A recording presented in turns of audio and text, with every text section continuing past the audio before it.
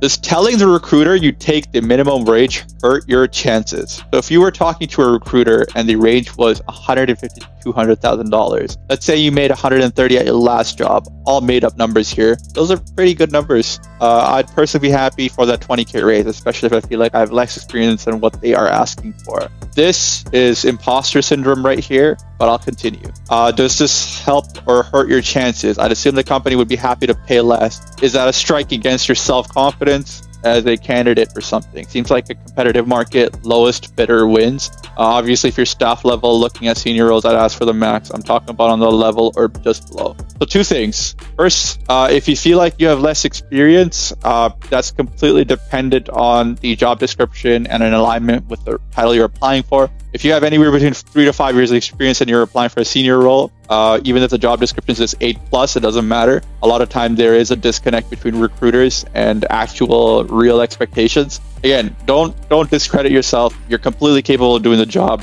as long as you have necessary skills to learn and progress forward. The second thing is, does lowballing, I think you made a comment, seems like in a competitive market, the lowest bidder wins. This is not true at all. In a competitive market, the strongest technically and soft skills wise wins. You don't have to be the lowest bidder. I have been the highest paid employee at multiple companies, and when layoffs happened, I was the last one they thought of. The reason is because I built a strong foundation and I built a strong rapport with the people involved, and laying me off would mean the business would lose millions in revenue. So it's not necessarily about the lowest bidder, it's about who provides the most value to the business. So that 20K difference that you're discussing, the margin on a dev for a company is $1 million, right? And the dev is getting paid 200 grand a year. That's a 80% margin on the dev. So every time they hire an engineer, they're making 800 grand on that engineer. So if you have a 20 to 30K difference from margin perspective, it's 2 to 3%. They don't care.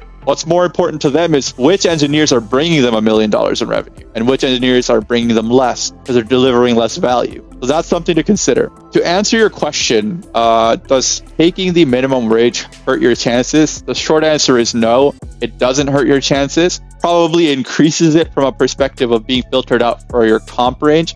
A lot of times, if you request the maximum is more so there to kind of attract candidates. They were never planning to pay the maximum, so you wouldn't get filtered out for those types of roles. It would increase your odds there, but other than the fact that your interviewing skills is the most important thing here at play, like saying the low range makes very little difference. It might increase your chances slightly, but if you're a good interviewer and you provide value to the business, you're going to get hired regardless of whether you put the minimum bid or maximum bid. So all you're doing is doing yourself a disservice. Consider that. Let's go through the comments a bit. It 100% doesn't help. The company has a specific budget and they're looking for the best candidate. This is absolutely true. I mean, I don't know about 100%. I think if two people were exceptionally well in an interview and they delivered the exact same interviewing skills, they showed that they both can provide the exact same value, they would take the cheaper one. But with that being said, it makes very little difference. I don't think there will be ever a situation where two people absolutely smashed an interview that are operating at the same level. One person always tends to be better than the other, and they're looking for value versus cost. And they've already budgeted for the position, so that's very valid.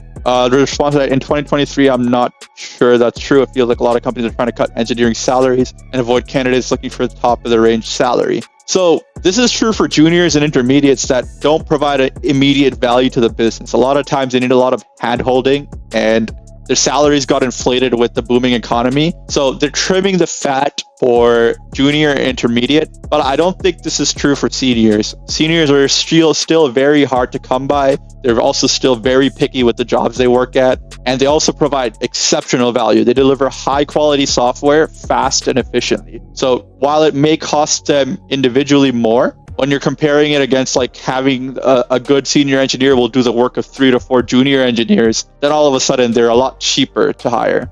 In a hypothetical scenario, 150 to 200K range, like above, it's likely that the full cost of the company is closer to 325 to 375. When you factor in things like benefits, that's assuming there isn't a significant equity portion. Realistically, someone who takes 150 versus someone who requires 170 to get on board is in single-digit % savings. This is so true. You're also not considering like there's other costs associated with hiring employees. So that marginal difference, that 20 to 30K difference, almost makes no difference to the business. So this is only like relevant to extremely small startups that have like bootstrapping budgets and just paying you out of their own pocket. They might consider it, but any like sizable company that raised a couple rounds of funding, this isn't really a concern. What else? There's a third-party recruiter. They're interested in getting you as much money as you are, as long as it's within the client's budget and you don't suck. Their commission is typically tied to based on your salary. This is so true. Internal recruiters are incentivized to not necessarily reduce your salary, but they're trying to get the best candidate for the value. Versus external recruiters are incentivized to get you the best candidate.